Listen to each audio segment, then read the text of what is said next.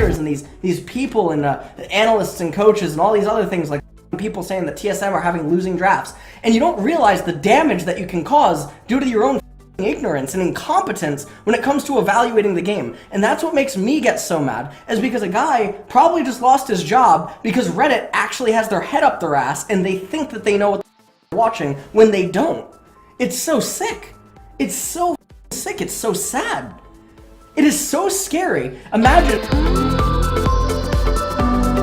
Fight after team fight, and they will get themselves the victory, but it's a heartbreaking victory at that, as they were never going to get into the quarterfinals of Worlds, so they need to hug it out and celebrate how well they played here at the tournament. They did what they could do in the last game. Same here for 1907 Fenerbahce. Go in, see if you can pick up that first win for them. For G2, it's about getting the third one, and while the Yasuo pick was a bit of fun, everything else was very serious. I have this rule coming into Worlds saying BDD or Crown should never ever get Taliyah. Ever. And clearly, even when Koreans are playing each other, that should not happen. Hey, look, Deficio, I didn't give it to them. You don't have to yell I blame at me. you! I did not. I blame you! This is not on me! They banned Cassio You know over what? Taliyah. You know what I love about this stuff? 선수 필승! 선수 필승이라서 이게 한번 그냥 날려버렸죠. 지금 바로 고! 그리고 제대로 들어갔는데요! 아이보이 제대로 아이보이 잡았어요! 비상! 정정입니다! 정장을 정말 개불 같은 SK 하고 있습니다 이거! 하기 직전이에요? 저게 게임 끝내버리자 이거 르블랑 룰루 마오카이로 Anyone's. Certainly been pretty topsy-turvy, but a five-man synchronized flare for TSM will signal their potential, and I think for them, hopefully their final entrance onto the Rift. It's the best coordination they've shown in the early game so far. It's not a rank 16 flare, I'll give you that one, Azael.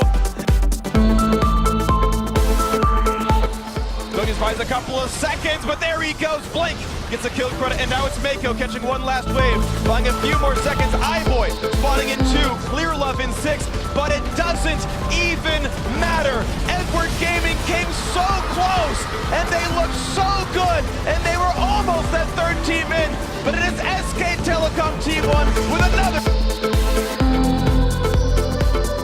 Much more heavily magic damage, and people like the Gragas, like the Cho'Gath, love itemizing in towards magic resistance into things like the Spirit Mystic.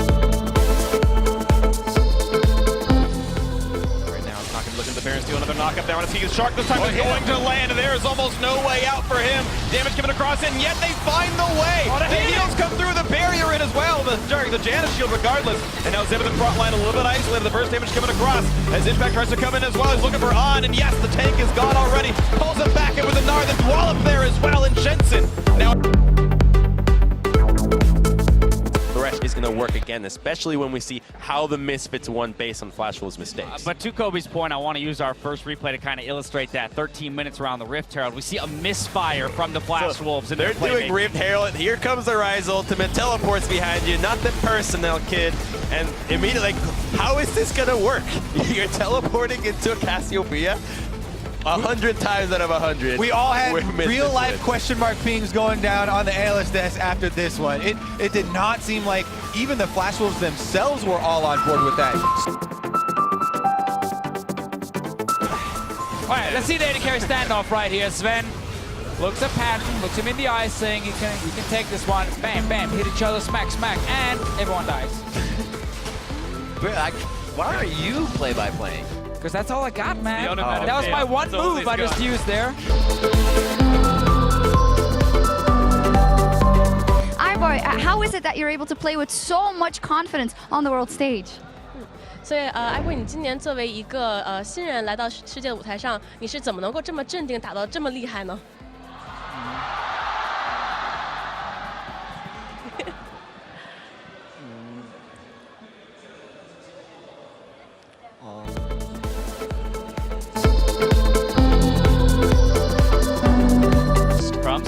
I have have WE as first because when everything is crazy, I think that the team that has been drafting a little bit better, a little bit safer, I count on them. But the second one is where we really get the doozy here. I have Misfits as second place, not TSM. I know, just hear me out. I think it's because of the schedule here for Misfits, because they first play against the Flash Wolves. So that means if they win, counting on Flash Wolves going 0-6, they go 3-1. Then TSM, if they lose to WE, which is the team that I have first, they're already in the deficit. So at least they would get a tiebreaker with TSM. They're on the hiding. No, I don't have Remind me anything never to go to Vegas with Crumbs. He's playing the schedule game. Kobe, who are you I thinking? just want to point out first that all of the teams are playing all of the other teams. They all have the same schedule. Yes. The only thing that changes is the order. Well, let's see. They can actually try and push up, maybe get a tower here. There is a Cloud Drake alive, but you want more. Perkz is looking for some kills here. Oh, he got it, gets the flash over. Beautifully done to get that extra follow-up damage and steal Tempest. Oh, he might even fight Crash. Who's next? Oh. Not Crash.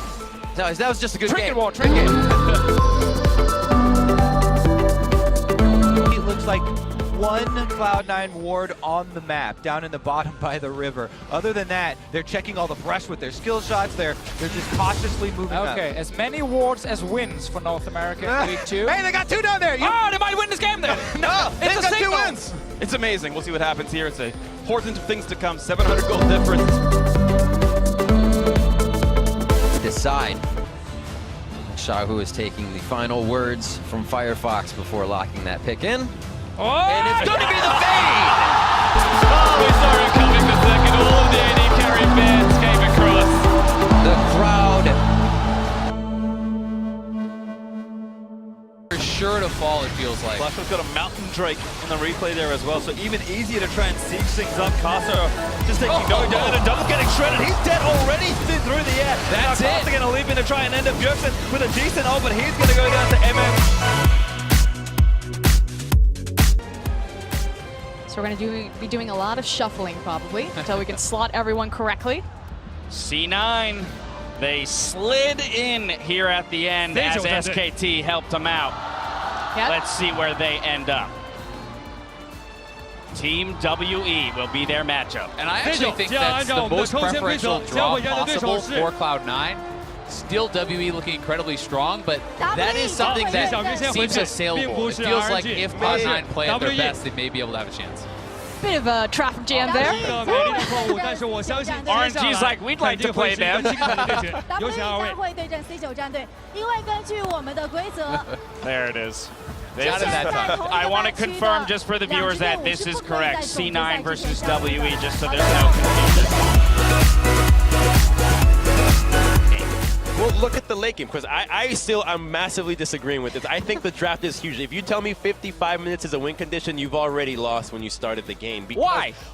How are you going to get to 55 minutes? If you look at the TSM counts, you hit the 55, you're going to lose. Have we not seen games go to 55 minutes before? Yeah, but you can't count on that. So who are you to tell me that the comp entirely determines the length of the game? Look at the fight in the top side specifically. You hit a Rupture on the Caitlyn. You have Ryze flashing in, Graves combo, and you still can't kill that champion. And Kog'Maw's down 2 items. How are you? Right? Okay, but that's the best case scenario, and you still barely walked away. You need to pick yourself actual tools to get onto that. To me, at the end of the day, draft gives the advantage, execution gives a win. Of course, but right? I think the disparity was huge. And that is, so you can say it's an advantage, but Cloud9 was fighting back in some of these late game team fights with a massive item disadvantage. Most of their gold was focused on Cho'Gath. When Kog'Maw is down 2 items and the fights are relatively close back and forth in later stages of the game, as they actually were in the 5v5s, I think that that's certainly a very manageable prospect. And Brother Wild Turtle, send their regards. Everyone's going to have a flash like this, and on today was your moment.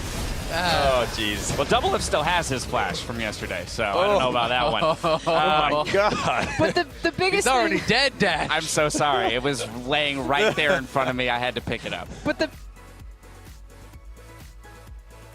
I mean, it's true that it doesn't really matter if you lose in a hard group or you make it an easy one and then you get stomped in quarters or whatever, but it would. I think we could have made it in this group. I think our first game against RNG was winnable and our second game against Samsung was winnable, but we screwed up too much and it just sucks, really. I mean, absolutely agree with you.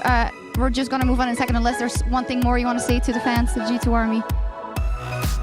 I've always said I'm really grateful for all sport this year. It was possible decision, but the thing is 45 seconds to a minute earlier, that's when Cloud9 needed to strike.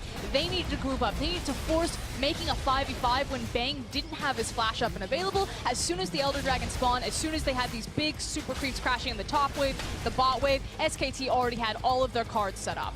Yeah, and it really just... A single Nexus turret, that will destroy the Nexus turret itself. C9 have no time. They have to force, and that's why SKT are just delaying them. They're happy to go back and forth in this one. Top lane Nexus, or sorry, Inhibitor turret could fall as well, as the Maokai is going to have to go back to his own base. As Huni is going to have that available now. It might be a smite by TP in for the Maokai. They want this battle. Cloud9 though. The Elder Dragon resets, and Huni still has free time into the base contract. Pushed back by the Shark. They need to do something in this one. Huni's going for the finish! Huni's going to win the game outright. He's on the Nexus already. Cloud9 have botched the macro management. SKT without even a kill at the end of it all. Just going to close it out. The #1 seed for South Korea's SK Telecom T1 has been secured. And C9 stuck in an almost impossible situation in the end. You have to be able to defend against the Jace, against the super minions, and also take the fight at the Elder Drake. All three things at the same time, it was way too much, and obviously it all comes down to SKT getting ahead in this game and putting himself in that situation and defend. Orianna and a Twitch, they can actually threaten the back line of the CG. EVE could do the same thing, has to try and close the tanks. Where do you buy that time? Yeah, that's what's been giving G2 the slightest hope in these fights has been Sven's auto-attacking. Tings to the back line. That's a great stretching strike. Rula now continues to peel away, firing with that ultimate. Nature's Grasp gonna at least delay somewhat the SSG onslaught. Expect now continues to back flash forward for the feast. Perkz looking for Cubase. Rula zoning away Mithy. Sven remains untouched at full HP, but it's a 5-man stack of Samsung inside the base. Now Perkz for the re-engage. Locks down Crown. 1,300 HP. Still alive. Still able to get away with his life. Now Ambition. He peels. He's looking for an inhibitor in the bottom lane. But look at the rest of the base. Crown just went back. He has the teleport too. G2 can't defend all sides. No, they can't. Another inhibitor dies. Teleport delivers Crown. He doesn't get the Justice Punch onto the face of Sven. A long-range engage from Expect as he jumps onto Ambition, who is jumping away. Super minions that are Baron buff pouring into the base. Inhibitor, Nexus turret #1 rather going down. Rula gets chunked. He gets survived. Manages to escape. Baron minions now pouring down into the last remaining tower.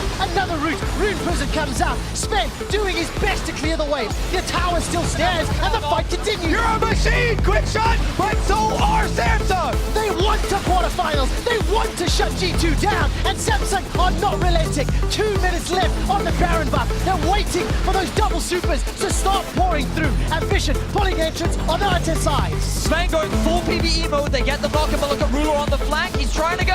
Good damage onto Rula. There's not enough chase though. Rula continues to run for his life. Oh! Not able to take him out. Ramble. Perkz looking for Rula. Defensive flash. Perkz cannot chase. That means the base defense holds. Ambition is the target. His GA gets popped. Nature's Grasp hold down onto Crown. He's knocked back.